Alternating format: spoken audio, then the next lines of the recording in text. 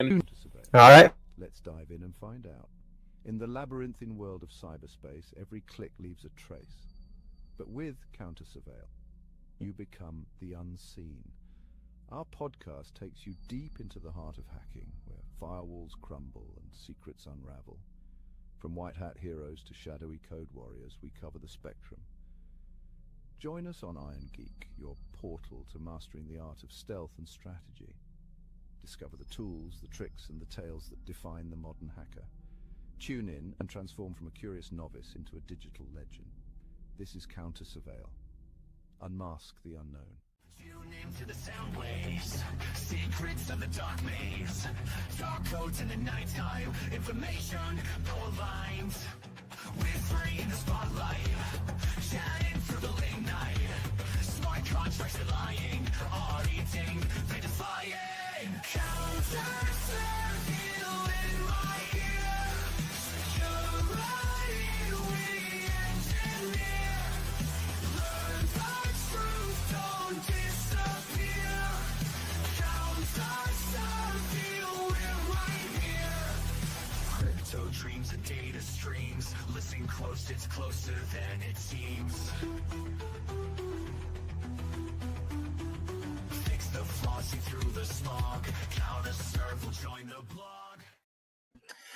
Hello and welcome to the Counter Surveil podcast. I'm one of your hosts here with Sledge, CrowdStrong, and our guest today, Dr. Freeman, who's going to be talking to us about a really cool project made called Tripwire to help defend against evil Maid attacks. For those of you who don't know what an evil Maid attack is, that is one that involves physical access to a machine. Think of, for instance, a maid in a hotel room going and plugging a thumb drive into a laptop that loads malware into it. That's your typical description for it. Sledge, why don't you introduce the guest? Yeah, so some background story is everybody that's been at DEF CON knows of this thing called the Circle Bar, when there's no such thing called the Circle Bar anymore. But we all refer to the bar that we congregate during the conference as the Circle Bar. And I met this guy there, and we started talking, and he was like, hey, I have this cool tool I want to show off. And I was like, hey, we have a podcast. Come show it off. So here he is. So Freeman, give us your elevator speech and introduce yourself. Hello. Hey, everyone. Can you hear me all right? Yes. Yep. Awesome. Yeah, I'm Dr. Freeman, or Freeman for short.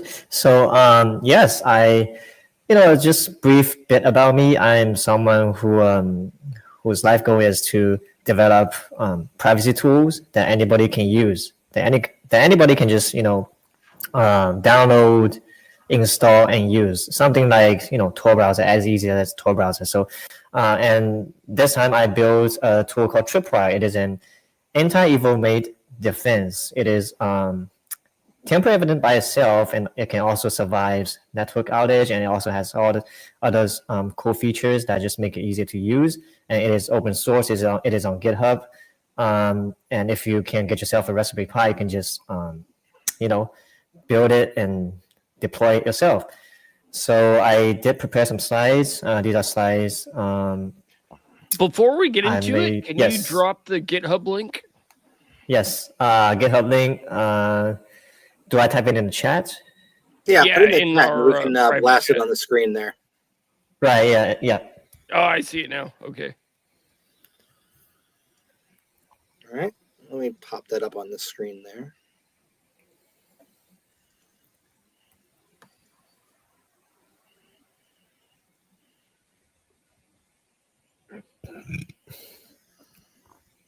Anyways, we'll get that thrown out, but continue. Okay, so yes, first of all, let's talk about the threat model. So what is evil Maid attack?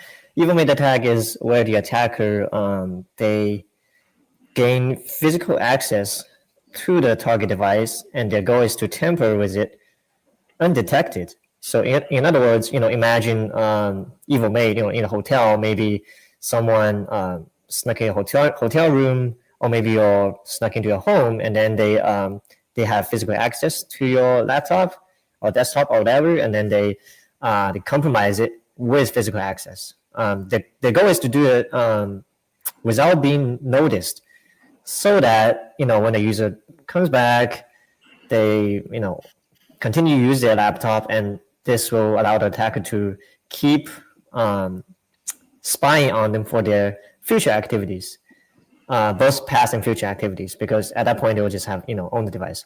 And the user's goal in this case is tamper evidence. Basically, they want it to be obvious whenever their device has been tampered with, and they also want to avoid carrying the device all the time. So, I mean, yes, it is one way to prevent evil Maid attacks, entirely, but it's super inconvenient. I speak from experience. Oops, I lost the slides. Trying to get to you specifically. There we go. There we are. Nice. Okay, great. We have full screen now. So what's the target audience for this tool? So probably not the ordinary users. I don't think ordinary users should worry about someone sneaking to their home or hotel room to hack the device. Or for ordinary users, maybe a traditional home monitoring product will be sufficient. It's kind of questionable still for high-profile people like journalists, whistleblowers, activists, maybe. But if they deem that the risk of leaving the device at home is just too much, maybe they just have to carry it all the time. But what I want to say is you're that an actual target. Yeah, exactly. Yeah. If you've been up there. But what I want to say is there are a lot of people in between. So there are, for example, developers and maintainers of critical software. Recall the XZ backdoor. Which is a critical piece of software maintained by one single person, and the attacker targeted his mental health and tried to put a backdoor in it. That was the compression library in SSH, right? Mm-hmm. Yep, exactly. That's XZ. Yeah, exactly. There are also security researchers, engineers. There are people at risk, and there are attorneys with high-profile clients, and there are high-ranking officials in businesses and organizations. So what I want to say is there are a lot of people in between that should protect themselves from evil Maid attacks, whether they're traveling or whether they are just staying at home. I guess you could add something to that slide right there of sometimes just pointing out that the "Hey, do not disturb" sign on your hotel door doesn't mean shit. Yeah. I can absolutely. That's almost like what a security theater. Yep. So okay, let's look at the current defenses. So we have full disk encryption. Well, it's not sufficient because it doesn't encrypt the boot partition. So the attacker could modify the boot partition and load some malware on there, which will compromise the user.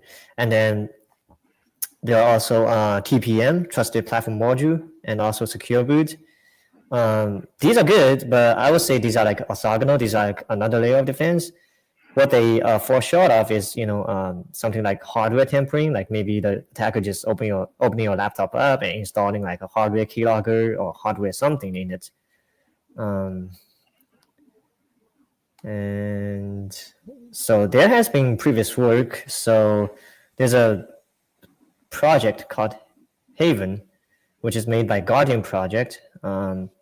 So it's installed on Android, and it utilizes the onboard sensors of Android, like the sound sensor, light sensor, motion sensor, camera, and then it detects intrusion and it sends alerts to the user via the Signal app.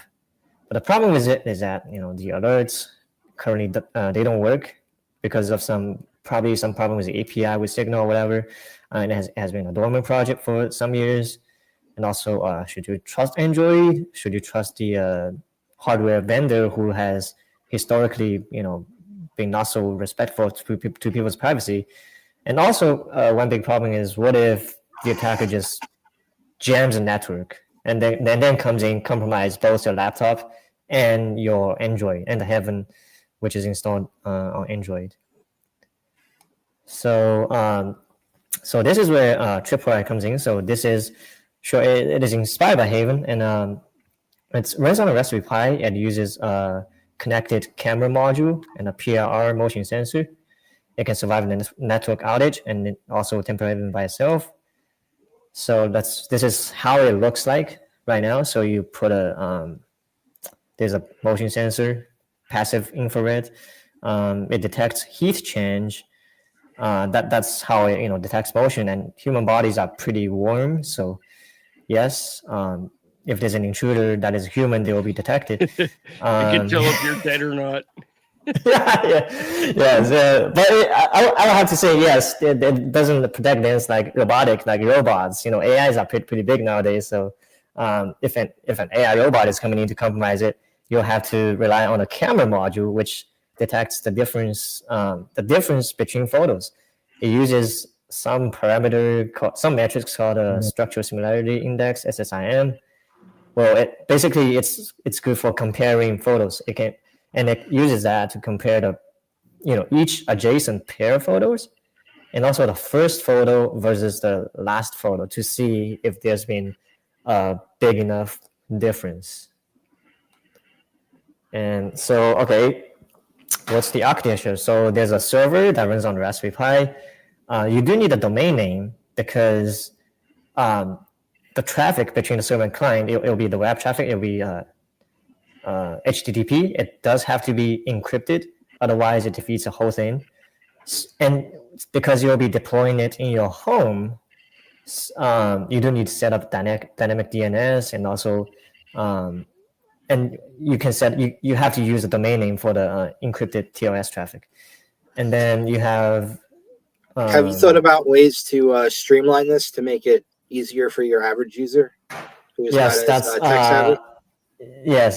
That is definitely one goal that's kind of down the road. Yes, currently, if you guys look at the GitHub page, it's pretty long, and you do need to I'm actually looking at it as we speak. Yeah. We have a question from the audience. For physical I was attacks, thinking more putting sensors inside the hardware that is vulnerable, as well as the camera and PIR sensor, makes sense.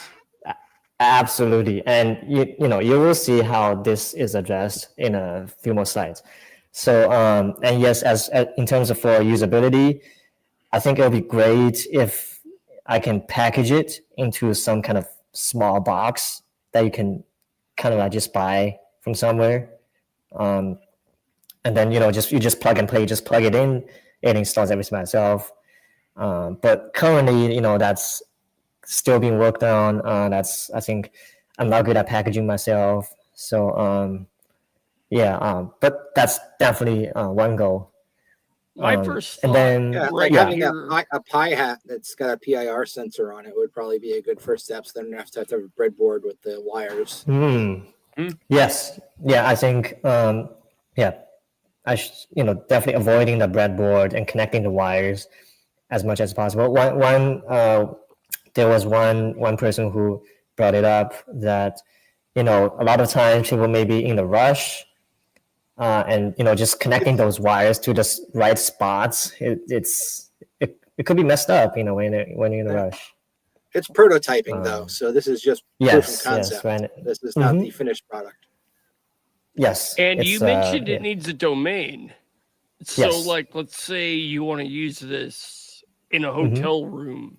Can you use this with dynamic DNS or something like that? Great question. So when you're in a hotel room, that is, when you're in a hotel room, you don't have control of the network. So, and dynamic DNS won't work. So in this case, this is also on the roadmap, but we can set up a relay server that you deploy somewhere that you deploy on a public cloud, or you deploy on a at a machine that you own, that lets the Raspberry Pi at the hotel send all the data to the relay server, and then your phone gets all these data from the relay server. But the relay server, I think it's pretty simple, but I still haven't made it. It's definitely on the roadmap though. So, whoops, where are we? Okay, yeah, and then there are web server uses Flask, Python Flask. It also uses Python to read the sensor. There's you do need a reverse proxy.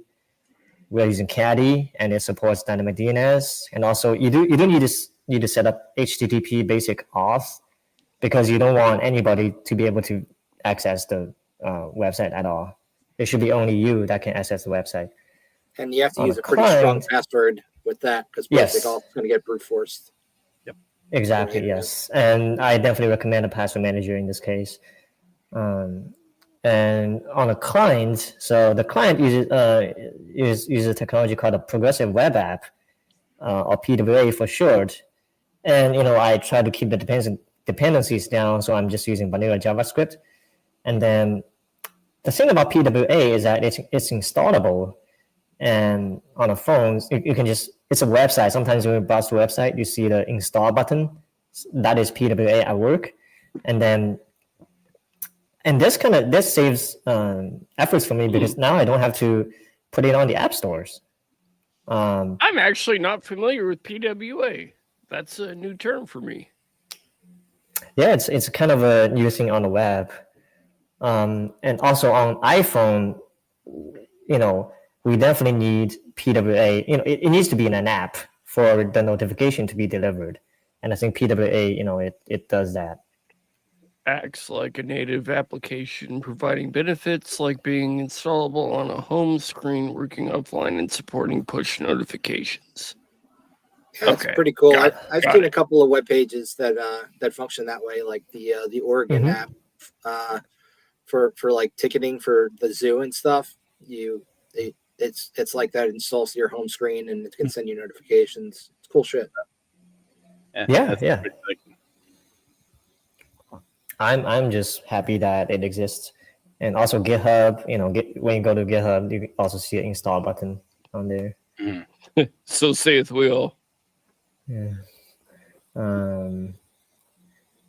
So, okay, this is, I have a live demo, but maybe you can save it down later. I can actually play it now if this is where you want to do it. Just a little bit later, after I talk about the the theory, the simple theory of how it works. All right, and just then you'll hold on when see. you're ready. Yes, I'll definitely let you know. So, explore some streaming technology. Okay, well, right now you should probably get the idea that Tripwire has monitoring capability. So, okay, how do we view a stream from the camera? So, the current implementation is that it's just a stream of photos instead of a video. So I tried videos with something called an impact dash, but it's just like a huge delay. It's not for that purpose. So right now it's a stream of photos, and you'll see a grid of the photos. And the photos are updated every second. And I actually like this, it being a stream of photos, because for now you can add metadata to each photo. For example, okay, what time is this photo comes in, and also has it been signed? Also, has it coming before some sort of critical moment or after a critical moment? Things like that. And in contrast to like a video stream, which may be harder for that purpose. Is there a reason you don't use something like RSS? RSS, as I'm actually not too familiar with RSS. Real simple syndication. I don't think that would be a good technology for video streaming there, Sledge. Well, I mean, for like transferring pictures. How would RSS be good for transferring pictures? I've never done it, but I've heard you can do it. Oh. Anyhow, WebRTC. Maybe. Good choice. That's maybe for the future, but as I was saying, I don't think I can easily add metadata onto each frame of the WebRTC stream. That may be harder. So I'm kind of happy with a stream of photos. Okay, demo later. We got Okay, a comment from Matt in the audience. He says a TPU would probably make it easier to process video. Okay, I sure. think that's a trusted platform unit. No, I think it's is that an AI thing? Is that a TPU? I forgot what it was standing for. TPU. I'm not sure. Okay, maybe you can look it up. TPU computer. I've definitely heard of it. Tensor processing unit. Yeah, I think it's an AI thing that people use it for AI. Probably Tensor, things like TensorFlow. Yeah. Mm-hmm. Yes, but we don't need that. Actually, you know what? Maybe that'll help because I do. Currently, the comparison of videos take some numbers of milliseconds. But anyway, so okay, now let's talk about the big problem. So what if the attacker comes in, they disables the network first? So okay, well then the user won't be alerted, and they won't see the stream of photo either. What if the attacker then compromises, the target device and the Raspberry Pi and tripwire? The user will then just never know that there's been intrusion. So the idea is very simple. It's what I call the volatile secret. Basically, before tripwire is armed, the server shares a secret with the user, and it shares one secret per sensor, and when one sensor it detects some kind of motion or intrusion, it just erases that sensor secret. And then when the user comes back, if the server can still review the secrets, then it means it didn't detect any intrusion. If it cannot, or if it reveals a wrong secret, then the user will know, okay, it has detected something, and probably also it has been tampered with. So a secret can be pretty simple. It's a random secret. It can be short. It can just be a random number between 0 and a million. It could be 2 random phrases from a big dictionary. The point is that it cannot be forged after erasure. So when the attacker eventually enters the area where tripwire monitors, tripwire just erases the secret immediately. What's the attacker gonna do? They can just guess. They cannot restore it at all. They can just guess, and they'll probably guess it wrong. Yeah, at this point, it's a whole other conversation about cracking passwords. Yeah, and it's not like the attacker is going to have the hashcat expertise to try and figure that out, assuming that that's even what would be needed. There may not be something like that, right? If it's erased if it's given to the sensor gives it to the user, which I assume lives on the phone, and then the device itself will erase that signature, right? That secret on the device that has given the secret. So you can't. There's no way to recover that. That's what. Right. Exactly. Yes. Exactly. Yes. You can. It wouldn't be something like hashcat. It would probably be something related to memory recovery, disk recovery. Yeah, something like that. Yeah. Or maybe like Evil Jinx or something for 2-factor. Evil Jinx. What is Evil Jinx though? Evil Jinx is for phishing. Ah, okay. That's a whole different animal. Yeah. I know it's a whole other tangent, but no.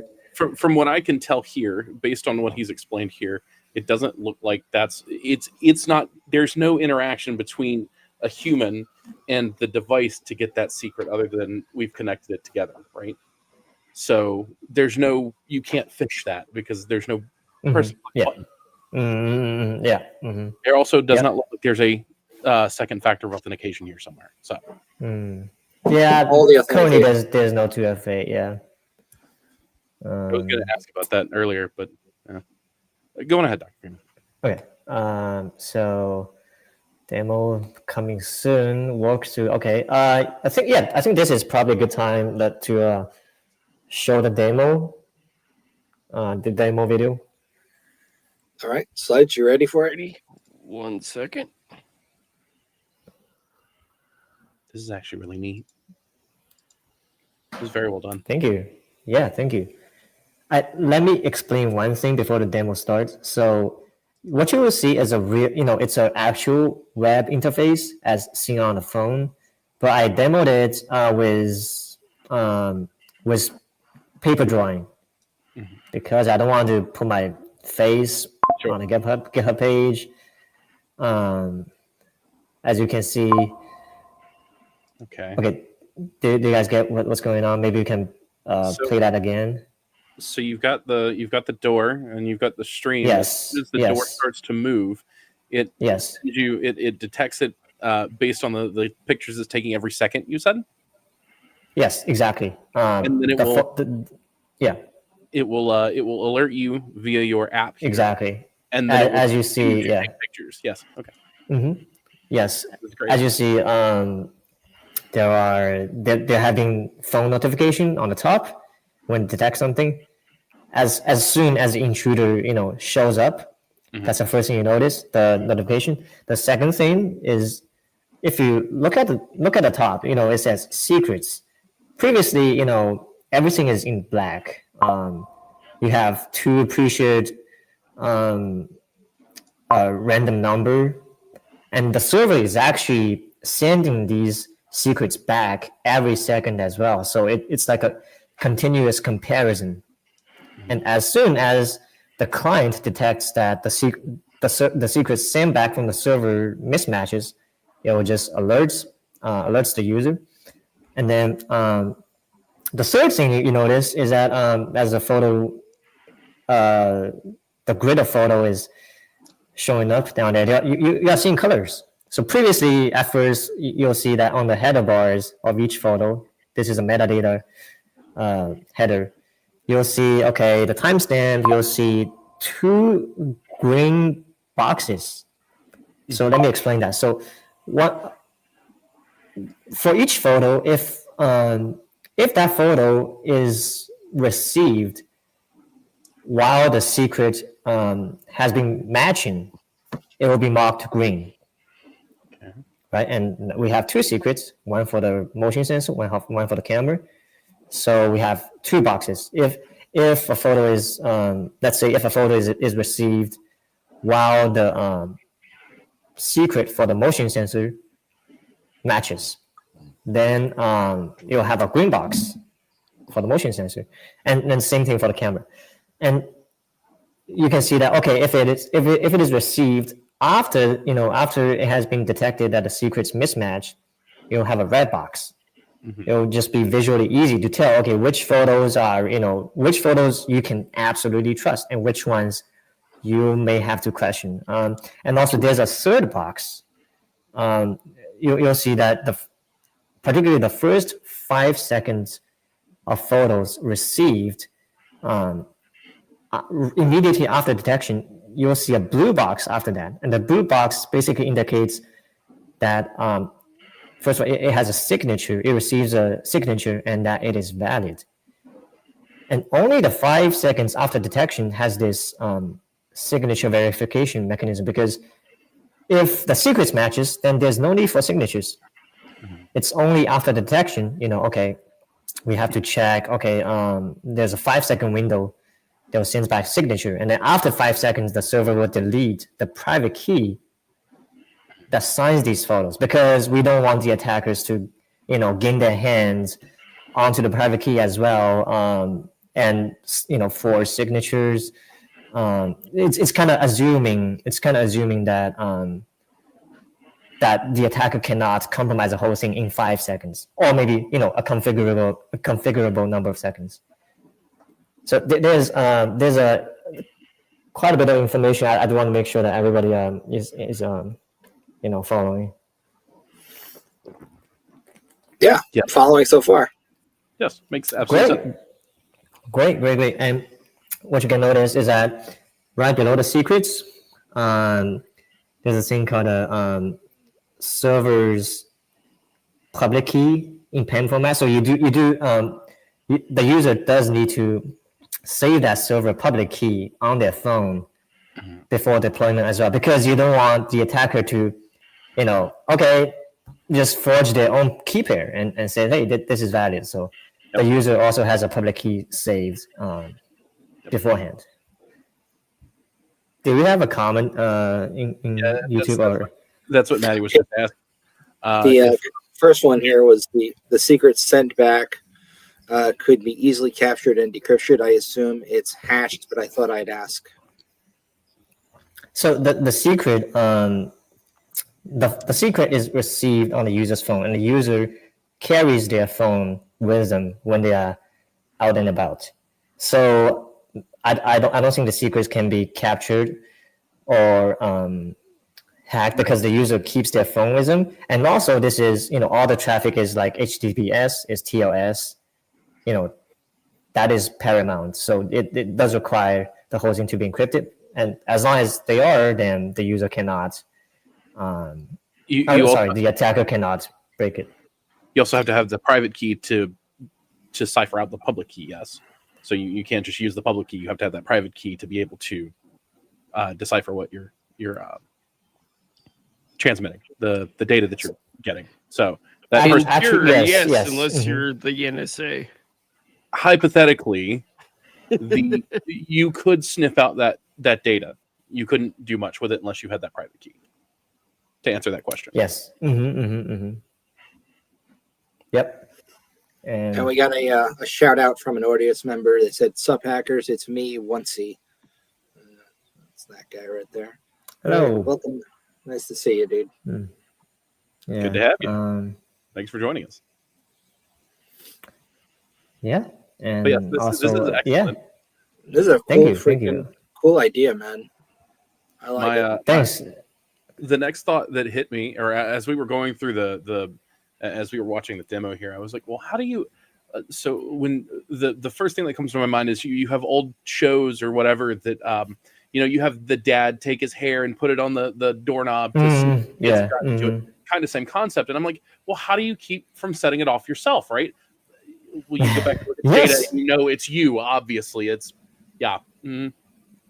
So that exactly. So you said here on it. So this is where the network is a magic. You can kind of reach things without touching it. It's going to reach things remotely. Yeah. There's one maybe one last thing if we have time. Sure. I want to talk about false positives. So this system right now, as I've mentioned, it's very fragile. It's very brittle to false positives, and there can be two kinds of false positives. One is just benign. There's no attacker.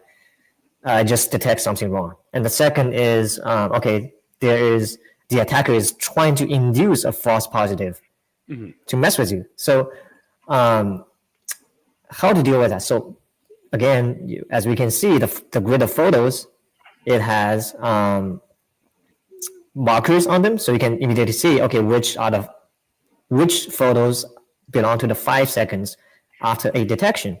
And there's actually a filter option on the thing as well. You can just filter a photo by their metadata. You can filter by, does it have a signature on it? And you can, as soon as you do that, you'll see 5 photos. Then you can visually see, is it a false positive, or did someone actually open the door? And if it's a false positive, you can just remotely re-on the whole thing, which regenerates a new secret, regenerates a key pair, just reset things and keep going from there. But if it's an attacker, right? If it's an attacker, what they'll do, they'll first disable the network, and then they'll disable persistently. They'll keep disabling, and then they'll let's say they induce a false positive somehow. I don't know, move the door a little bit. Who knows? Somehow induce a false positive, and then what will happen is that tripwire immediately erases secrets, and 5 seconds later it erases the secret key as well. The attacker waits for 5 seconds, and they comes in, and then they compromise everything. Mhm. Now, when the user comes back, what will they see? They will see that, okay, the network's disabled. They can't reach tripwire. Mhm. Still, they have no choice but to enter the deployment area themselves. And the hacker Remember that. walks off.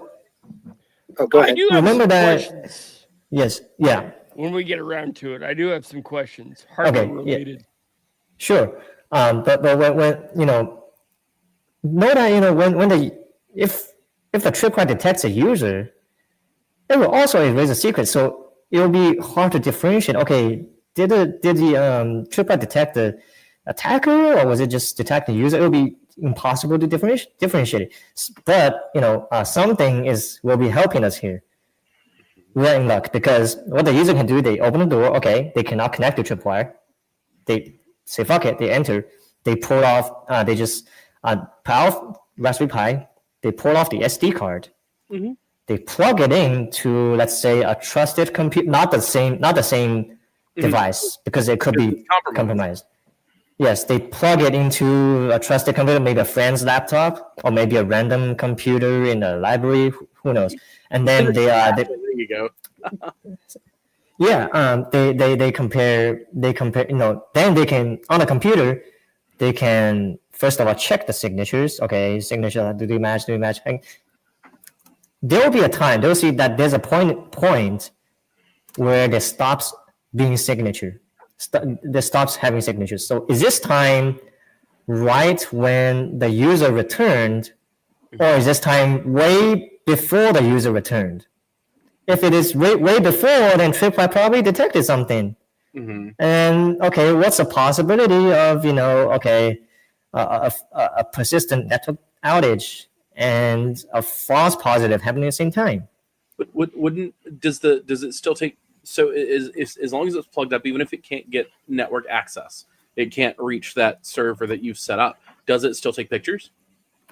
Yes, it's constant. Yes, it's always taking pictures. It's always signing photos as long as it has a private key. So This is also why I wanted to talk about hardware. Like, do you have out of band like SS or SMS or anything? Out of band SMS. Currently, no. I don't see why we need that. Just for the notifications, it could be kind of a cool add-on to. Right. Oh, I see what you. Right. Yes. So currently, no. I see what you mean. But yes, maybe something. Yeah, out of band. Maybe instead of using the home network, maybe using 5G mobile network. But also, one shortcoming is that if the net attacker's network jammer can just jam everything, including 5G. So maybe something like a cable network. Maybe we do need some future research for that. It'll be good to have a robust second band. Yeah, having I was going to ask failover what microcontroller to like you're 5G using would be cool. Yeah, because determining on the microcontroller you're using, you could easily attach a 5G radio to it or something. Put a SIM card in there and have out of band. Sure. My Yes. Well, back to my original question to the picture thing. If you killed the network, you're looking for those your timestamps and your the signatures on the pictures. But if somebody unplugs the thing, you still have that knowledge, or you can go back and look at those timestamps. So say you walk in and the device is running. If there's a 10-minute span of where there's no pictures or whatever, this thing's been unplugged and can determine, So if I were going to use something like this, I would, in any real scenario, I would watch or I would look at it before I did anything else. Especially the other use case is what if they stole the device? Yeah, I mean, then somebody's been there, and you can just assume it's been compromised. Yeah. At this point, if there's any kind of tampering at all, if it's gone, if it's destroyed, if it's your card's not there, you may not have the data that the person is there. You just have the data that a person was there, and now that your devices could be compromised, and don't use those. Yes, if you see someone completely. What's the buffer like on the phone as far as saving the images? If you wanted to. Yes. So we have limited storage, both in memory and in on a disk. So maybe for an iPhone that was 16 gigabytes, a phone, one photo is like a few hundred kilobytes, if I remember correctly. So, okay, long story short, the longest period of time that I have had tripwire running is around 14 days. And you can see the whole 14 days? No, but I could retrieve it from the server. Okay, so Not everything is stored. Not everything is stored locally. Especially, I tested on the iPhone. Mhm. The thing with iPhone is that every time I open the tripwire PWA, it has to like reconnect and redoes the whole thing. So it's like getting it's restarting. It just gets okay. As soon as I open it, I see the photos coming in, but nothing before that. Is there a way to export a certain time period from 3 to 3:30 if you wanted Yes, to? yes. And like anybody. So a convenient feature is that right now the photo grid is like it could be you can set it to 60 photos per page, up to 1,200 photos per page, and then if it's 60 per page, then you go to the let's say 10th page, then it will show the photo of 10 minutes ago, or 20th page, it will show the photos of 20 minutes ago. Sometimes even if the browser cannot store all that, it will retrieve it. And even if the device is taken, destroyed, or unhooked or whatever? No, if the device is taken, then obviously there's no if the Raspberry Pi is just like taken away, then there's no. So what I would do is I would integrate some kind of data storage to that, right? If I've got something running here at the house, I want to be able to store those pictures that I'm seeing, because if I'm using this, it's important, right? And I'll get that information even if I don't have the Pi itself, because somebody's coming to my systems. Very interesting. Okay. Pictures, and I don't have to worry about that device. I'll get everything up into the point where they've taken it, destroyed it, whatever they're going to do with it.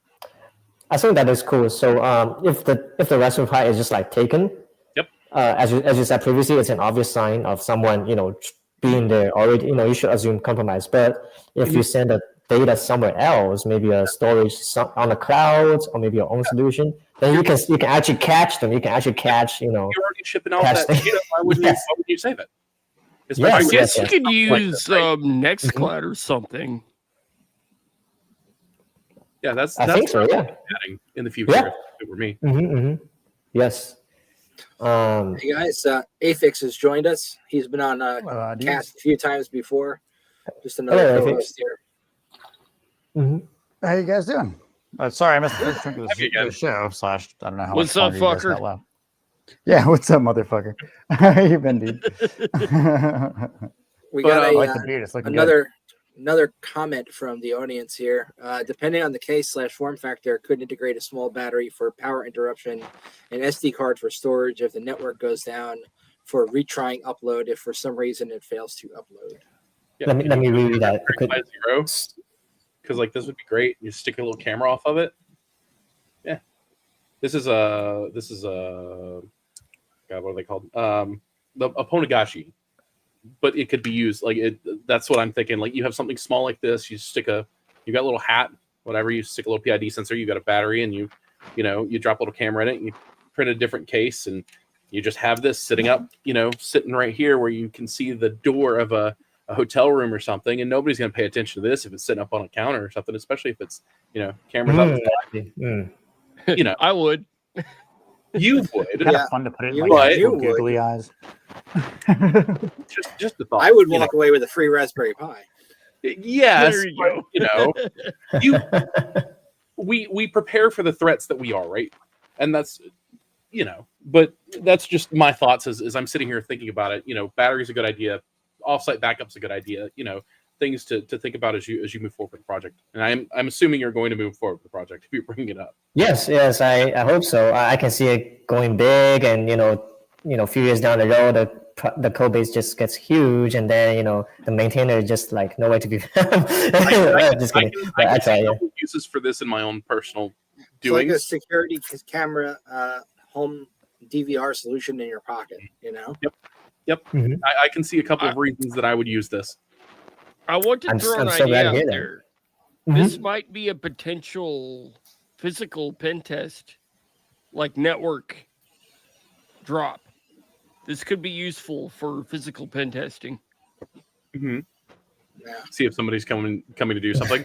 Use it the opposite way to see if the owner's there and maybe take pictures of whatever it is. You know, if they have a Or just like monitoring and what you call it, reconnaissance, whatever. What Good time work. the security guard comes by?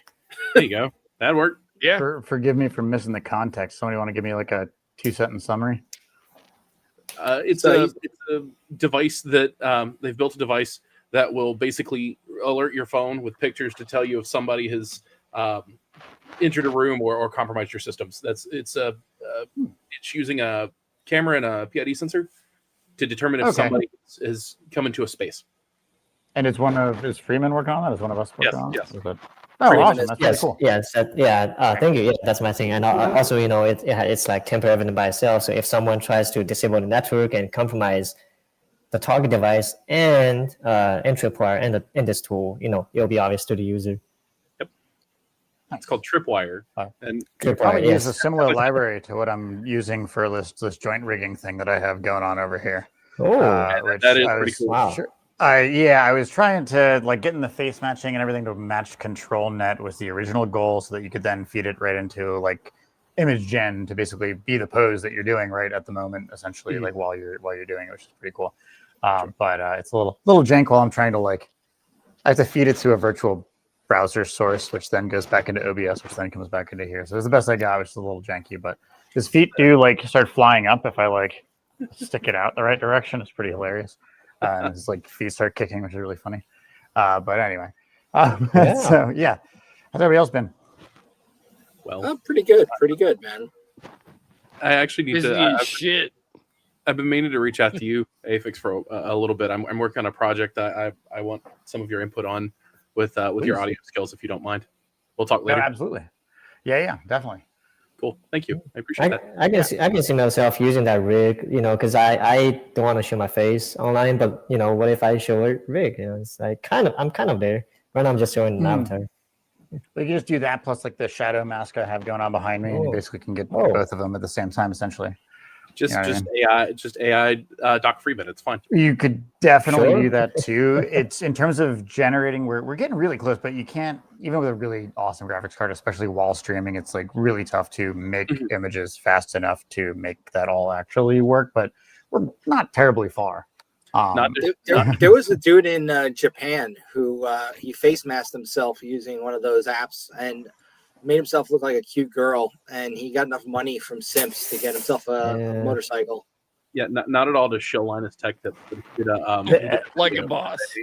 They took a guy that kind of sort of looked like him, and then overlaid his face and then his voice. And while if you know what you're looking for, you can tell. For the layman, it would be really difficult. There was one artist, probably 5, maybe 10 years ago now, who really nice 3D printed prosthetics of his own face. And the idea was that you sell them and then everybody else just wears them. And it's if we all show up as the same person, to facial recognition systems. Then I would love that. If I were to give this talk on a conference, I would love that. Can you link me? Is there a term I can search for? I happen to know a guy with a 3D printer if you ever need anything. Yeah, to Oh, do sure. rubberized prosthetics, I'm not sure. With facial recognition notices the granular of the freaking layers of each print. Layers, sir. What layers? We don't have layers here. We fixed that problem. That we did. We fixed a lot of those problems. Oh yeah, that hammer was pretty freaking sweet. Jessica Mariska's got a question here. It would be beneficial to have the option to send notifications through multiple channels in case someone gains access to their phone beforehand and disables notifications. Yeah, that's all on the server, right? It would all be on the server. Yeah. So I guess okay. So we've been talking about if someone Under the orb compromised the Raspberry Pi, but okay, what if someone tries to compromise the phone? Okay, if they just take it away again, I guess the user will at least know that they've been targeted. Yeah, But I for sure, mean, yeah, if it just looks like if okay, let's imagine if there's like a let's say seemingly robbery, right? So if they seem to be robbed, then yes, okay, I can see that. Yes, I can see a second way to receive the notifications from Tripwire will be good. Yes, I agree. they would be on the server, which you should be able to access from your home network, correct? Even without that secret key. That let's see. You will just need remember your own HTTP basic auth password to access a website. See, there we go. Easy enough. Yes. That's honestly another can of worms because you'd want to do Cloudflare reverse proxies and do it actually secure. You don't want HTTP auth exposed to the internet. Well, You I mean mean, basic you got to auth look as at the opposed to, like, threat HTTPS, surface or- here. If the thing gets compromised, the worst case scenario is people are seeing a video stream of a laptop. So, I mean, sure, but still, you're compromised. Do it right. Actually, there's a consequence. If someone managed to break HTTP basic auth and sees the website themselves, then they can see the secrets. And with the knowledge of secrets, they can compromise the Raspberry Pi, and they can make it keep sending back the same secrets. So yes, it will be critical. I would argue it depends on the implementation, right? So you could get a session token and that expires eventually. That's one thing that would not exactly last forever. There's also, like, if you use an HTTPS and not using like NSA curves or like, well, anything from RSA, in theory, you're relatively safe curve wise. a little slip there, huh? They took that fat check from NSA to leave a bunch of crappy primes in there. But like, yeah, there's I mean, the fact that DNS is still not protected by default for most people is just insane to me. That's a whole separate conversation. Or SMS not encrypted by default. I mean, there's so many layers of just like basic shit that nobody even tries. So it's just mind-boggling. Yeah, I mean, if I see what domain you're hitting at some regular interval, that's plenty to know what you're freaking doing.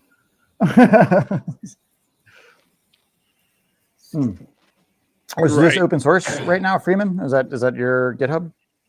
Yes, that is my awesome. GitHub project. May I ask? I've been thinking about this recently with respect to a lot of different open source projects. A, I don't know if you have many pull requests, but B, what is your kind of stance or kind of like plan for, like, say you start getting actual traction and now you're getting like 100 pull requests a day of just like AI generated crap. Oh, really? Seriously? So seriously, do I need to worry about AI generated pull requests? Oh, absolutely. You have no idea. Like, so it's like they'll have entire like the comments on the PR might have nothing to do with the actual code. Like, and it's like plaguing so many projects now because you've got everybody can just like throw the thing into code or Claude or whatever and be like, hey, do this. And like, hey, update your code base, and they send something over, and like they didn't actually look at it; they just assume it's right. And so this is, I don't even know honestly how best to handle something like that, other than actually look at the code they're writing. But if it's 50 files, like, what are you going to do? Like, nobody has time for that. You got 20 of those a day. Please merge my ChatGPT generated garbage code into your hardly maintained project. Right, exactly. Everybody says that technology is a double-edged sword, but honestly, some double-edged swords, one edge is much bigger than the other. And for AI, it's the bad edge is, in my opinion, it's another misuse of AI. Yeah, that should happen with HackerOne too, not for pull requests, but for actual submissions of bounties with like nonsense, like web application vulnerabilities that are nonsense. It's great. Right. It just submits a million different sites to securityheaders.io, just takes the report, switches it into, hey, you don't have a content security policy. Right. That's a vulnerability. Exactly. It's like, or your CSP is too open. It's like, we use WebSockets. Yeah. What do you want? Yeah, exactly. It's job security for your false positive analysis team. Yeah. Oh my gosh, that would actually be a great stream. Have you guys ever looked into the It's on GitHub. It's like the guide to how to write unmaintainable code. It's like massive. It's so good. You sent me that, and I it's looked into it. it's like one of the funniest things of all time, and it's just All got right, like a send the million link for show notes. terrible hacks. Yeah, all right, give me a sec. GitHub unmaintainable code. That'll probably find it. I feel like And it's how to write unmaintainable code on GitHub, and that's pretty much it. And it's just a massive like readme.txt, and it like shows so many crazy techniques in so many different languages, like coding languages, and like how to just basically. I mean, some of the C hacks are ridiculous. Some of it is honestly just hilarious, and I would just say just scroll through it. And if anybody finds something, feel free to share it because it's just awesome. Just scroll to a random point and just read it because it's just too good. we start with never strength, which can be explained by confidence. Hanlon's razor.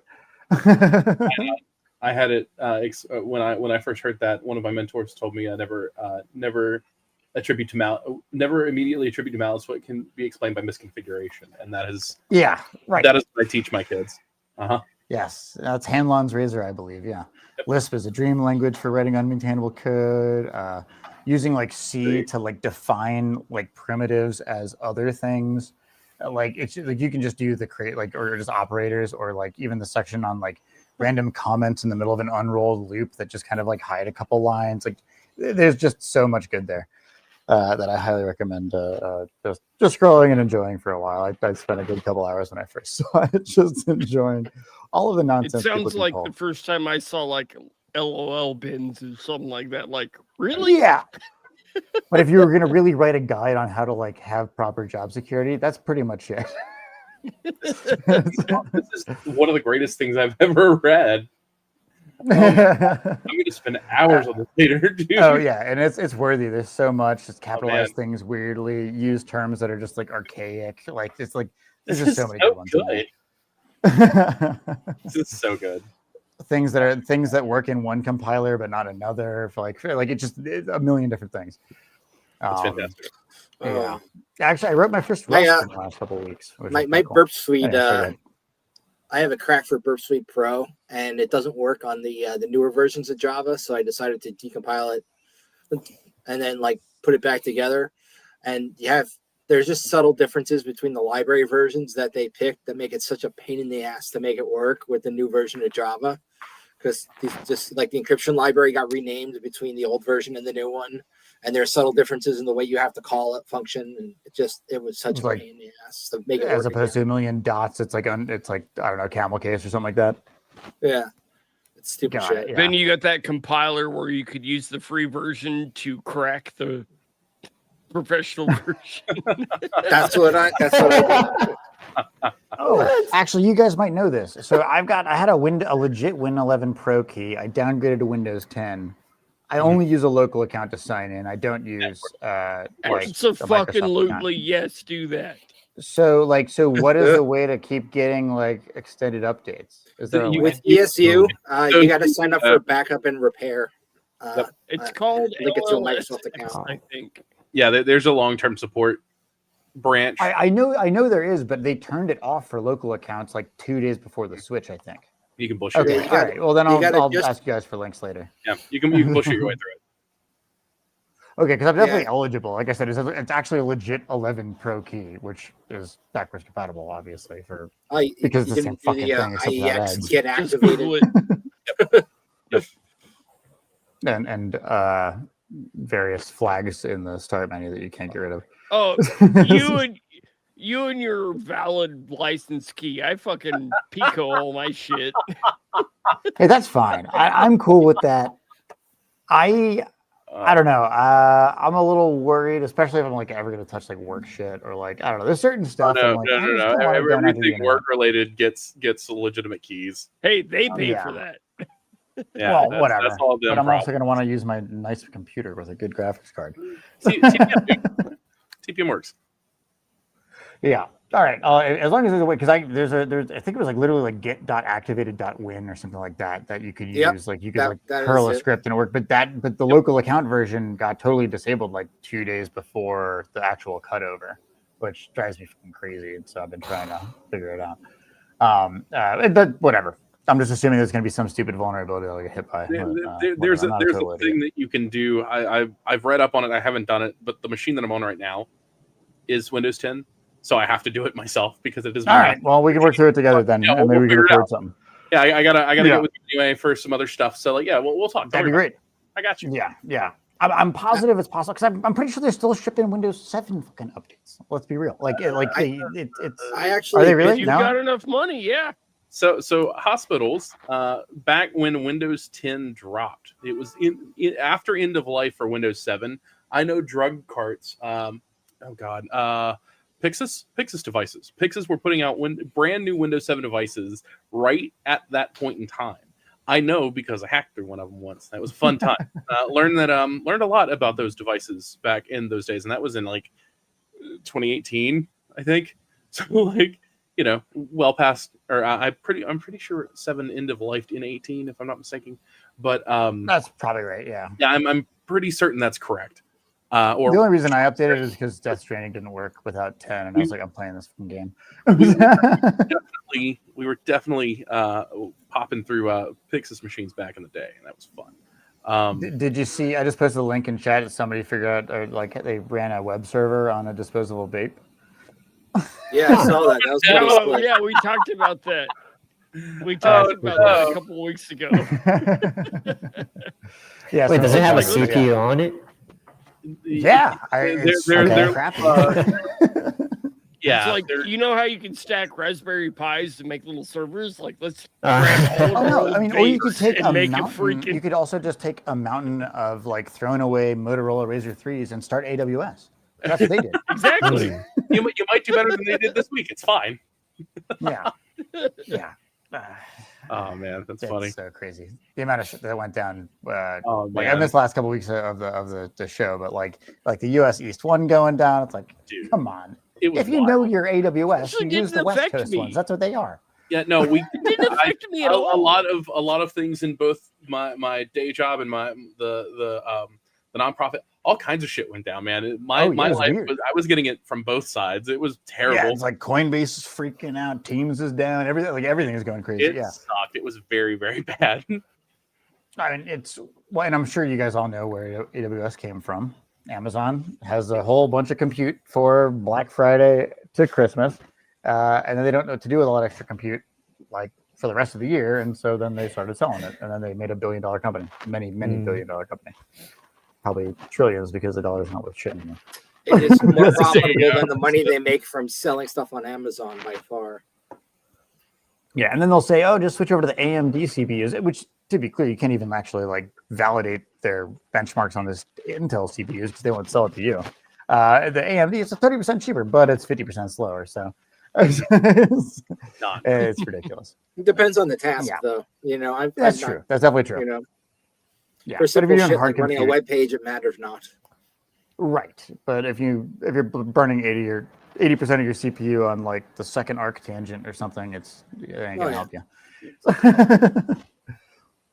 Right on. So, what's next on the news docket? Got anything good? Oh yeah.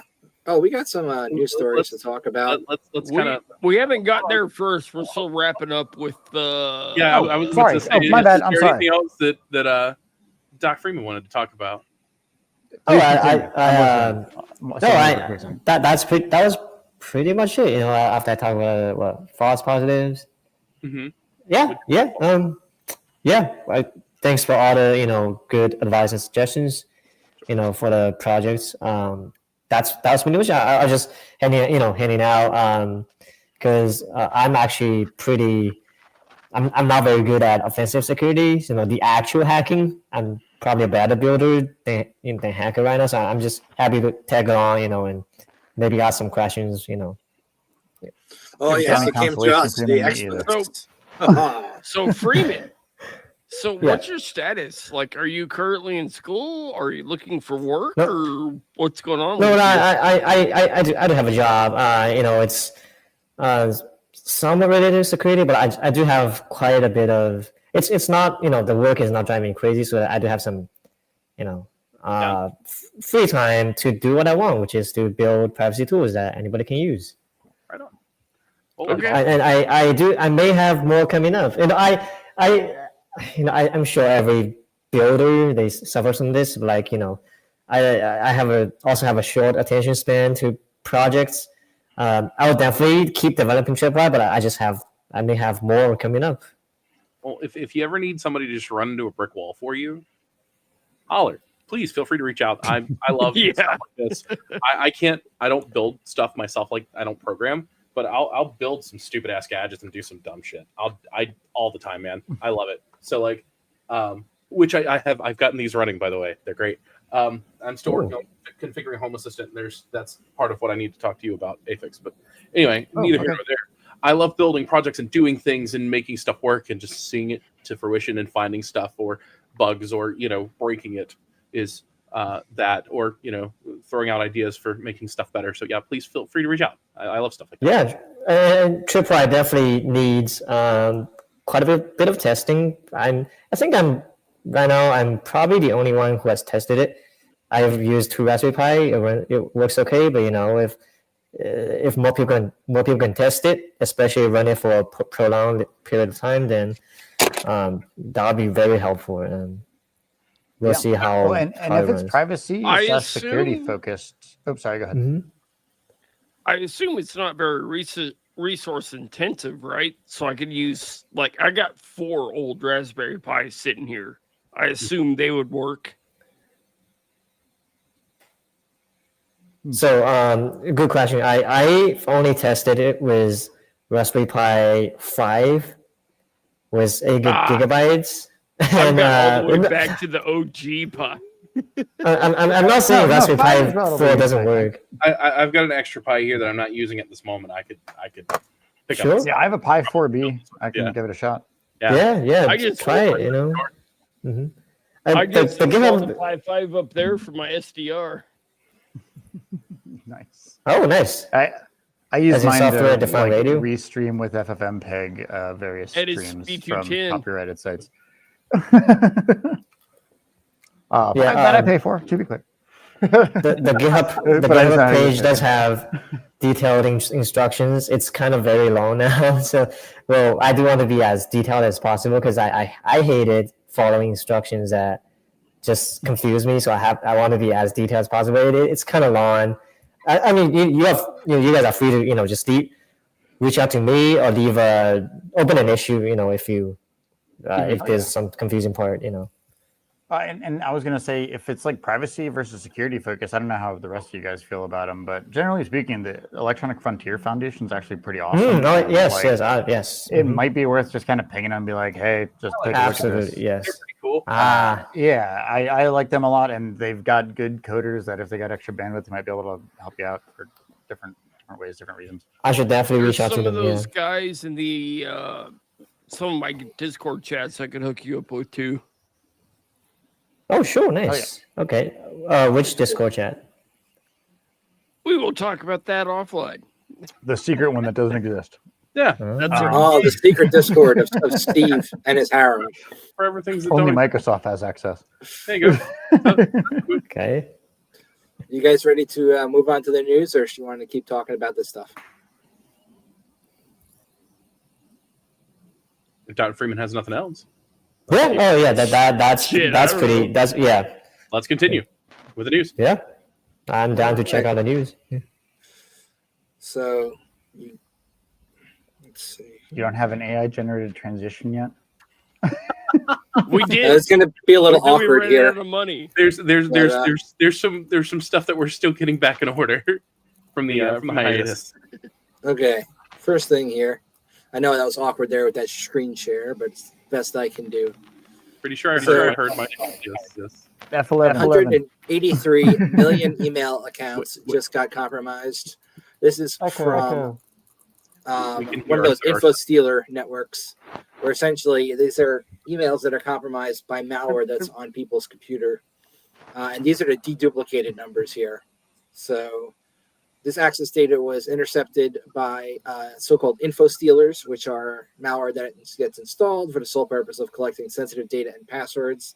They then end up directly in the hands of hackers who use them for phishing campaigns and scam attempts, or they're sold online.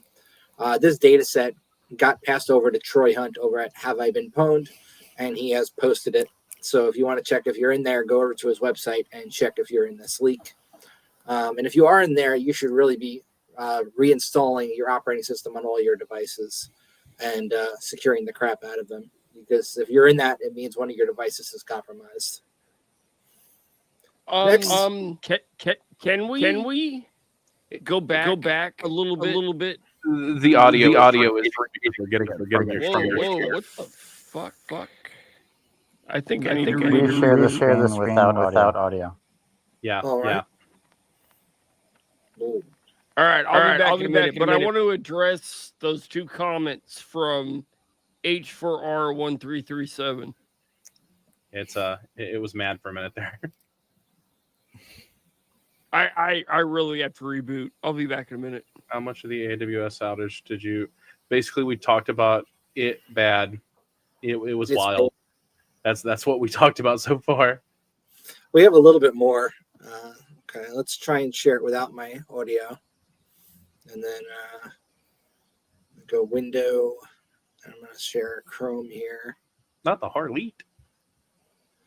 And back. Hit that up to the stage. Where did Apex go?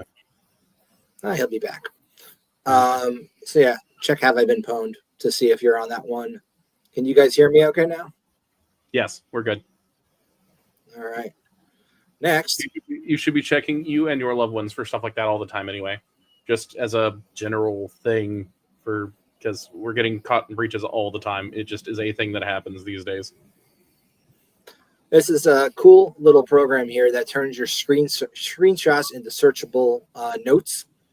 And I just wanted to share this as a cool utility that you can do. If you got a lot of pictures, you want to be able to search for text within those pictures. This is something that you can use for that.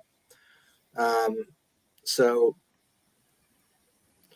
this guy's called, it turns these images into shareable. Afix in the chat says we should bring him back on stage, I think, in terms of StreamYard. Oh, okay. There he goes. Let's go back. Bonk. Thank you. Sorry. No worries. Welcome back. Yeah. It's got built-in OCR features. It's called ShareX. It's pretty cool. Anyway, it is neat to share tools when you find them. This was a pretty nice little article about this guy who set up disposable Proxmox VMs using a couple other technologies like Ansible and Terraform.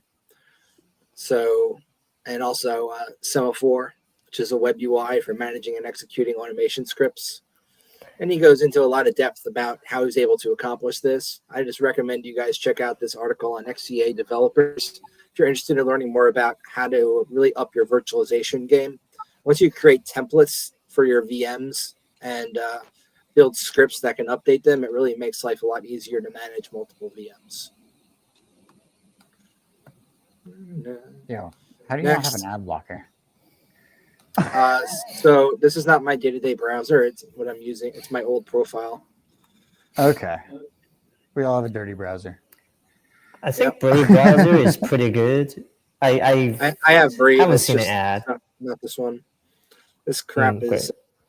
Anyway. I'm more of a Firefox guy, mostly because I like actual ad blockers. Yeah, I'm not a fan of Manifest v3, but you got to do what you got to do. So yeah, use Firefox. Yeah. This article is about how ICE spies on WhatsApp users. Not a very technical article because it's in Forbes, but it's still interesting. Mm-hmm. So they got a warrant. It's also essentially. That's the technical thing they did. They got a warrant, and then they got handed over the data. So.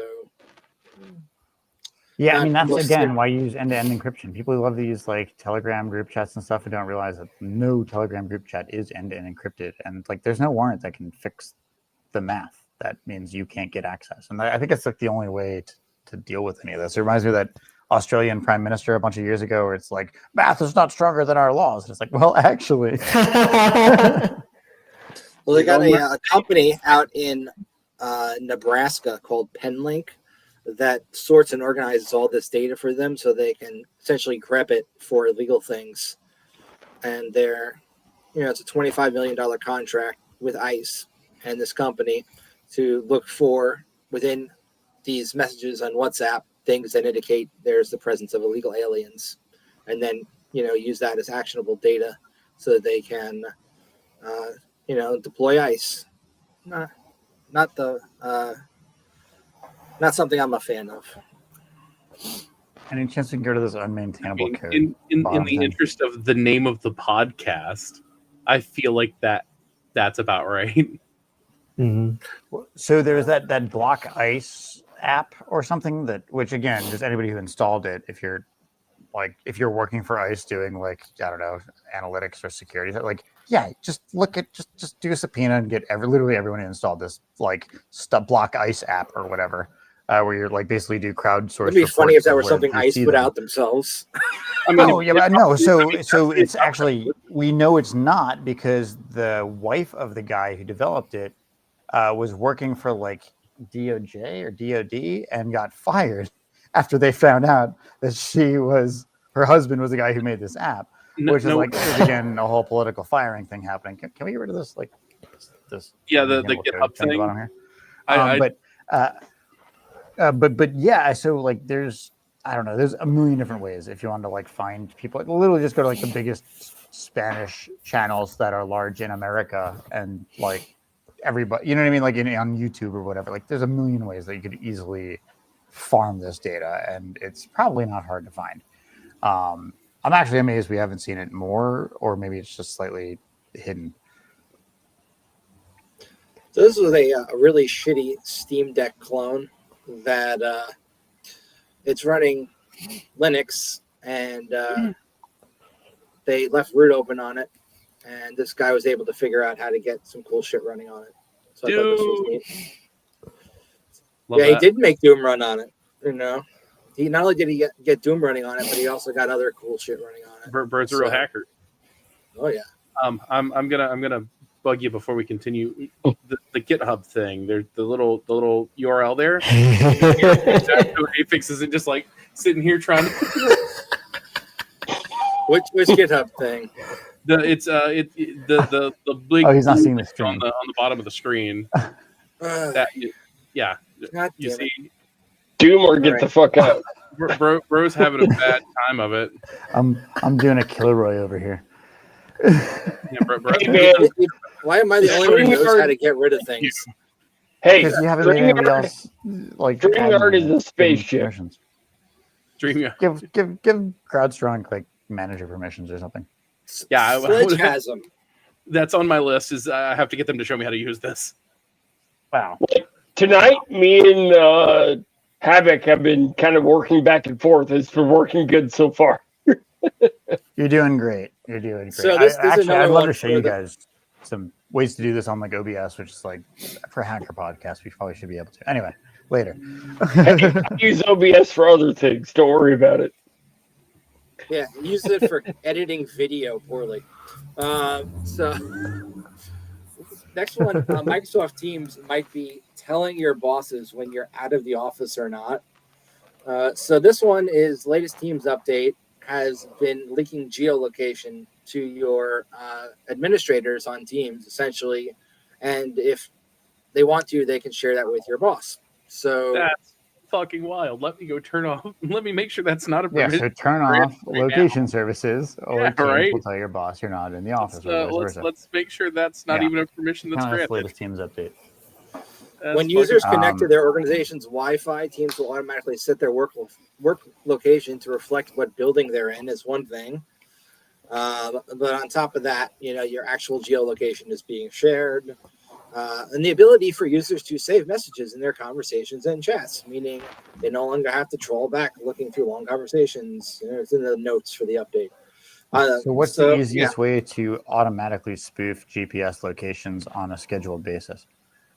And we did that we did that back in the days we were using Pokemon Go. Oh, there you go. I was going to say, back in the day. I'm thinking back in the even like in between those days, or probably even older, where you just set your mouse on your analog watch and like the moving like second hand would make it look like you're moving the mouse. Yep. Well, Yep. if it's a work laptop, it's not like you're going to have admin rights, though. So at least if your company's SDR is smart about totally not security. a thing. So it SDR. might be a bit more difficult. Oh, software-defined radio. Hmm. Yeah, that's extremely illegal to broadcast a GPS beacon that's going. And you need Just 3 don't of get them. caught. Mhm. Do you guys You know how need 3 GPS of actually them. works? Because it's fascinating to me. So like first off, it's free because it's one way. It's like your phone just reads this stuff, and it's like a bunch of different satellites. And how do those satellites know where they are in space? They use 12 different quasars, which just haven't stopped yet, which is just like the coolest thing ever. It knows where it is because it knows where it's not. It's the that and a lot timing of difference relativity. between 3 different points. The missile knows where it is because it knows where it's not. Yeah, wild. That is pretty Yeah, that's cool. kind of scary. Did not know that, but that's pretty sick. So, Oh, look. A uh, whole bunch of people got doxxed. hackers doxed hundreds of DHS, ICE, FBI, and DOJ officials. So these were people from COM. COM is a loose collective of cyber criminal gangs that includes subgroups Lapis and Scattered Spider that have been linked to Lapis, some Scattered high-profile Spider. breaches. Yep. Yeah, we talked about them last week. They're, They hit frequently in the news. Red Hat and all kinds of other folks. They just dropped 6 or 7 big organizations worth of data. And off the top of my head, I was making fun of Fujifilm last week because they dropped like 153 megs of their data, which, you know, when you've got terabytes of fucking Salesforce data just sitting. Yeah. Did you guys report on Azure kicking off Unit 8200 from their servers a couple weeks ago? No. Yeah, that's like the Israeli No. cyber warfare division that's like astroturfing the internet. But Interesting. yeah, like I guess a bunch of Microsoft employees went on protest and then Did that correlate with they the finally outage? kicked them off. No, I mean maybe by about 2 weeks off. So I don't know if that's correlated. Also, it's Azure, not AWS. So Yeah. probably not. Oh, gotcha. Okay, yeah. Okay. Yeah. Go ahead, Frank. Sorry about that. It's okay. The leaked files included government email addresses, personal contact details, and residential addresses. And the Telegram poster mocked an unverified DHS claim and demanded $1 million for not releasing more information. U.S. officials warned the exposure could compromise the safety and privacy of hundreds of U.S. government officials. And the attack fits a multi-year pattern of high-profile breaches by related groups. So very similar to what other groups have done. Yep. Scatter Spider, Shiny Hunters, all those folks. Yep. Hey, look, there's Clippy.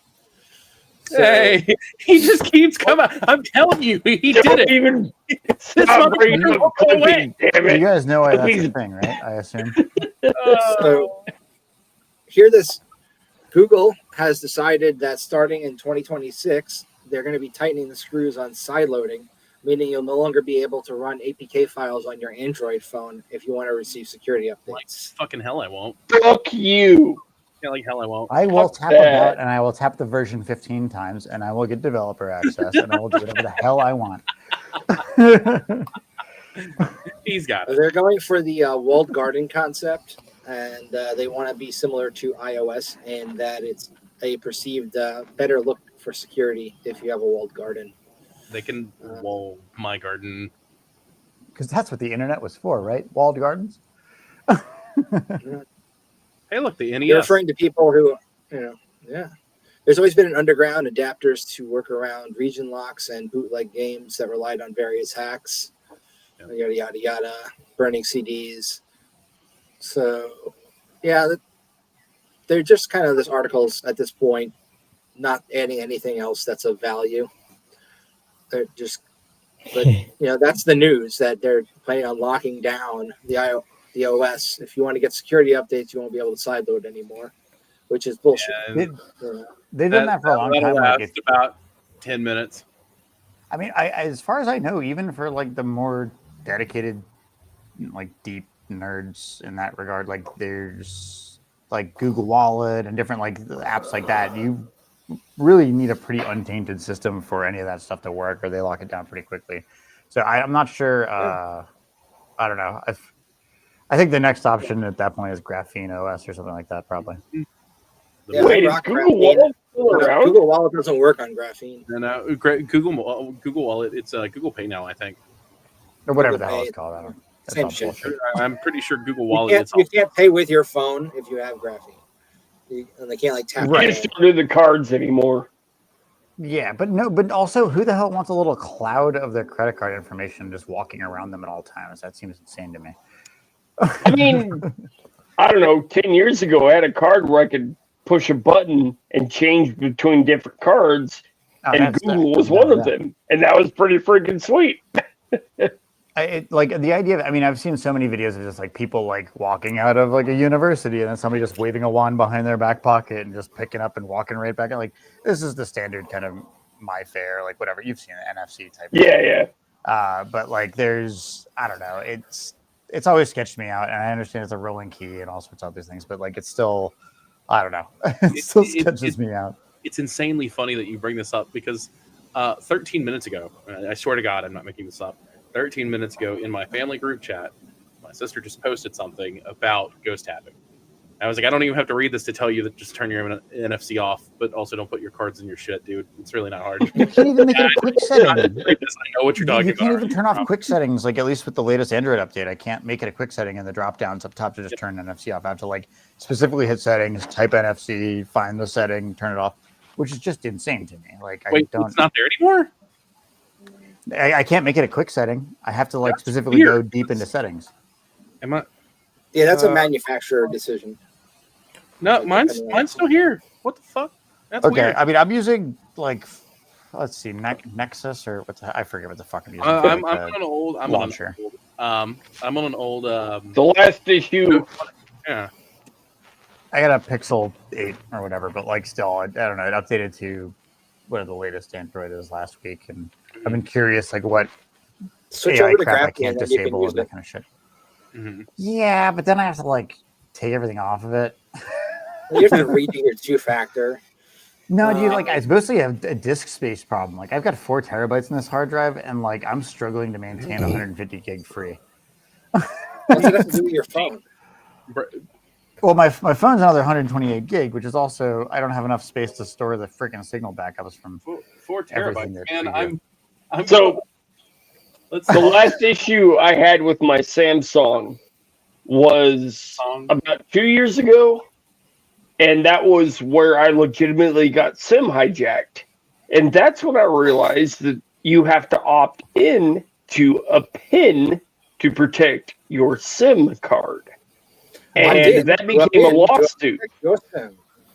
Have you messed with the eSIMs at all, Sledge? Because they're actually awesome. I used it for the first time when I was in Europe earlier this year, and like eSIMs are just great and honestly way cheaper, at least for Really like long wireless has durations. eSIM. That's pretty good shit.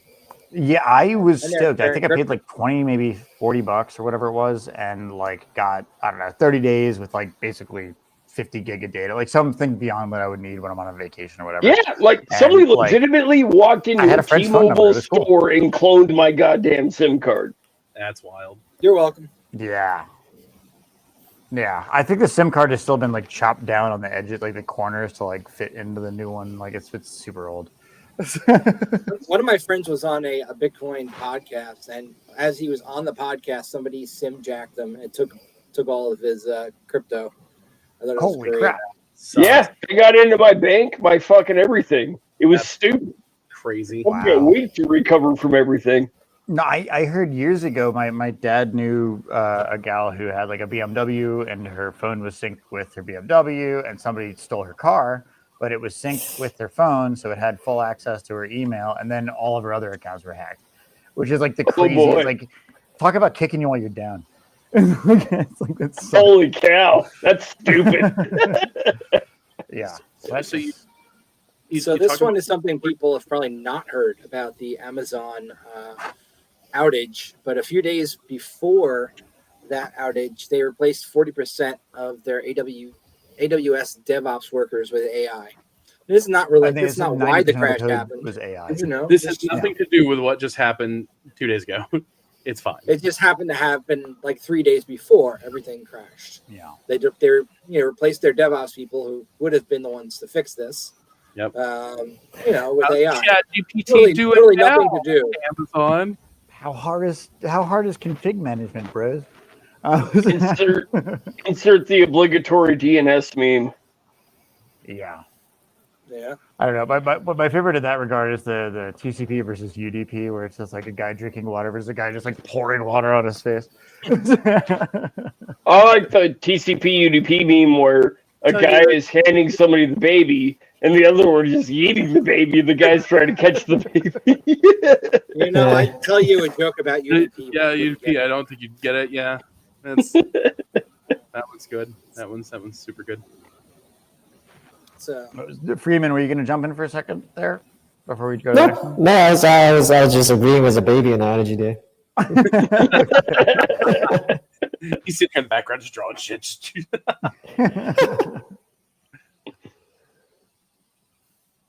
Yeah. All right, fellas, we're at an hour and a half. So yeah, I think we're pretty much good for today. And it was a DNS issue, by the way. At least what they blamed it on was a DNS issue. Hold on. And then rippling. DNS, even if it's not, it's DNS. It's easier to Which blame it also on isn't DNS secure. than There's admit something that I you have to fired do. your DevOps team and AI decided to change your DNS server. I'm Completely contractually unrelated. obligated to share a haiku. It is not DNS. There's no way it's DNS. Yeah. Well, I think Hold on. It is not everybody, DNS is not 5 syllables. if anybody that does not live under a rock, they know that meme. I love that. IQ. I love that haiku. Shut up. At least finish the haiku, please. It's almost as good as my other favorite meme, which is it's a picture of one of the Sailor Scouts talking to Tuxedo Mask, and he's like, "My work here's done," and she goes, "You haven't done anything," and he goes, and it's just him walking away. I use that shit all the time. My favorite one is that software bill of materials, right? Where you have huge pieces of software, but then there's this little guy over here not getting paid to maintain the thing. Yeah. And that thing might have a vulnerability and it topples the whole castle down. Yeah. Which I think was originally created after the JavaScript left pad incident, where the guy just like pulled left pad, which literally is just left pad. It's like I have a string or a number and I want to like put characters like left pad 4, comma space. And it just puts 4 spaces or to fill up that gap. Yeah. And Why does that need to be a package? They had some stupid problem with the politics of something. I totally forget at this point. But yeah, and like it took down like a handful of the biggest repos. It's like, why are you using this? And nowadays, it's literally a built-in. But like, it's just insane. I remember that. That's Remember why that. are you using these literally one-line libraries? It's just insane. Why are you going to change it if it works, man? That costs money. You know what? Where It's actually a topic for another episode because I had this conversation with a buddy earlier, which was, what do you trust more, commercial software or open source software? But hell, half of commercial software is built on those little bitty tools that were open source to begin with. Well, they're not going to take the update necessarily tomorrow, and they hopefully have a staging environment that might, catch that beforehand. But yeah, the argument is there's at least SDLC with commercial, but yeah, and I think the bigger issue is the dependencies of dependencies, which is why, like in the node land, I started using PNPM because it would lock down the full dependency tree, which I'm sure there's this similar things in other languages. But until NPM got fucking popped last week. Oh, NPM did? I don't even know. Not NPM itself. It was just a worm that was propagating through NPM. Through it, okay, yeah, which is similar to the left pad thing, I would assume. And whenever you're, again, you can run your own NPM repos, and similar for whatever. I mean, Golang didn't have versions in their dependencies until 2018. It's insane. Which is how can you write software and not even know what you're including, and then what that thing's including, and what that thing's including, and what that thing's including? It gets really tricky really quickly. And nobody can validate it all. This also comes down to the conversation of like SAST scanning and DAST scanning, like weekly. Yeah, right. And also like Before a maybe commit. you don't need all the updates all the time immediately. Maybe just like if you got like a good, I mean, that's like if you're writing software, I think it's really important. Like, can you run it self-contained? Does it only work on AWS? Because that's not fucking sustainable. Does it rely on Facebook or Google? That's not sustainable. Can On you your like, other point, run it on your own like, machine and then move it? Like that's because then you know all the edges and what it's dealing with. And I think that's like super important. on your earlier Sorry, point Freeman, go about Hey, how you're could gonna you have to write come back, software? man. Oh yeah, absolutely yes. I mean, stay tuned for my next project. I was saying, on your earlier point where how could someone write software and then not know what you're including? I can imagine. I've done this when I was just starting out. When I was learning how to program. I just how to do this, and then I go online. Okay, copy this, paste it in. I still distinctly remember. There's one thing I pasted. It was like something like in Java, like static something. I just pasted it in, and it just whole thing didn't work for hours. And then finally, it was that, and I can definitely imagine somebody just copying it in hash include or import into the thing because they just don't know. That's how it always happens. Yeah. I spent a year programming for college, back in college, and I failed out of those classes because they bored the shit out of me. But I will never forget public static void main string args. It'll just add that shit is in my fucking head, man. Yes, public. Yeah, it was a public static thing. Yeah. Public static void main string args. Can anybody here state all the layers of the OSI model without looking it up? No. 1 through 7. Application, Physical, presentation, session, data link, network, something, maybe datagram, transport. There's transport layer. We already covered maybe that's second. Maybe So I'm the off by last one. Okay. episode we did was specifically I know the applications at the application top. layer, layer 7. The What we application talked layer about 7. last week. ever. Your router is layer 3. You got to know like 2 and 3 is the person, and that's all you really need to know because that's your weakest link. and 7. 2, 3, and 7. That's what you need. But before we split, if I may suggest one last news story, I posted it in the private chat there. That Times of Israel article about the Microsoft blocking the Unit 8200, which the following article or link is like the wiki on what that is, which is essentially their like cyber warfare division. To me, it's fascinating that like it even got that far to the point where they're massively sprawling out over entire cloud architectures. Unit 82, not to be confused with Unit 42, which So is 8200. Their version of NSA. Yes, exactly. Yes, correct. Which also is run by the guy who just got caught in a PETA. Okay, there it is right there. It literally says it's their version of NSA. Yeah. I can share it if you'd prefer. I got it. Okay, awesome. Thank you. Guys, I gotta go. It was so good hanging out with you guys. Pleasure. Thanks for having me. Yes, I was so happy to be here. Thanks for coming. Yeah. Yes. Okay. And thanks for the show. I'll talk to you soon. You take care. All right. Peace out, man. Bye-bye. The report says tech Take care. giant called Army, the Unit 8200 violated terms of service in storing phone recordings. Military officials say unit backed up data ahead of time. No info was lost. So this is Microsoft recently terminated the Israeli military's main signals intelligence unit, their access to some of its services after it allegedly used Azure cloud platform for expansive surveillance of Palestinians. According to the UK's The Guardian, Microsoft told Israeli officials last week that the IDF unit had violated the company's terms of service by storing vast troves of surveillance data on Azure. A report last month conducted by The Guardian and the far-left activist outlet Plus 972 magazine said Azure software was used by Unit 8200 to store countless recordings of mobile phone calls made by Palestinians living in the West Bank and Gaza Strip. In response to that report, Microsoft ordered an external review of its relationship with them. According to The Guardian, the findings have led them to cancel access to some of its cloud storage and AI services. The Guardian added the decision to cut some of its Azure services to Unit 8200 has not affected Microsoft's wider relationship with the IDF, and the Israeli military will retain access to other services. It's just kind of interesting because if you go to the overview, line 11, it is literally copy-paste what the NSA does. Damn it, I thought that was sharing the whole time I was reading it. That's okay. Damn it. Why didn't nobody say anything? Oh, I wasn't sure if I could get an echo. Yes. But yeah, so we're like about halfway down this article, and I'll post the link in chat if it lets me. I'm not sure if it will. Let's see. No, it failed to post. Oh, I was looking at the Wikipedia. This is different. Oh yeah. Well, no. So this is because Microsoft just shut them down, like literally, like within the last. Like, I see. Okay.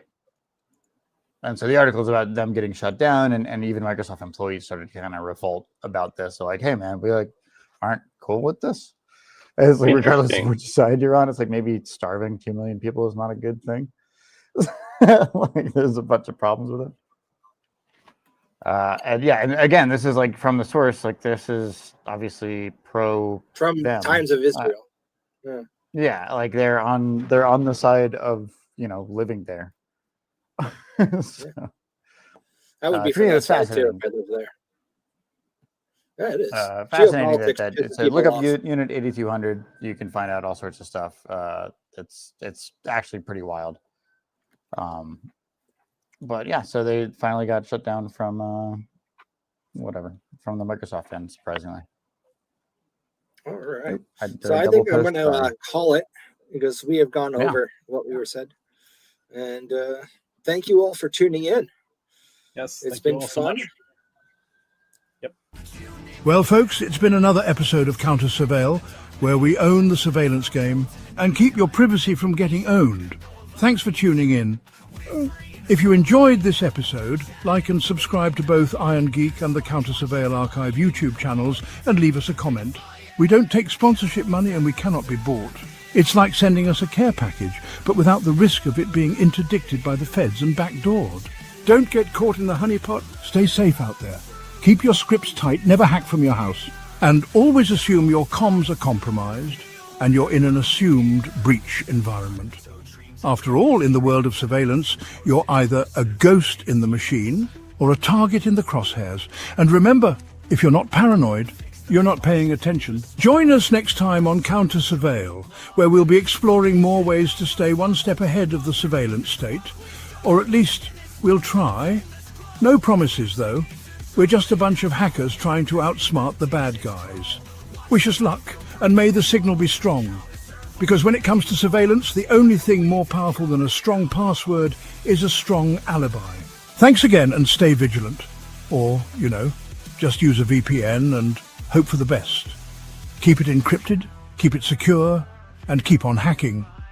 Responsibly, of course. And always remember, if you can't find the back door, you're probably the one being backdoored. Until next time, stay off the grid, keep your head down, and your firewall up. And if all else fails, just pretend you're a bot. No one surveils bots, right? Just don't get caught. Pretend to be a bot, for sure. Where's...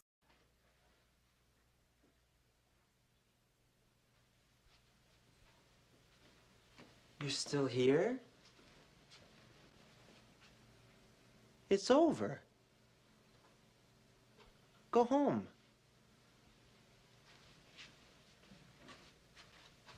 Go.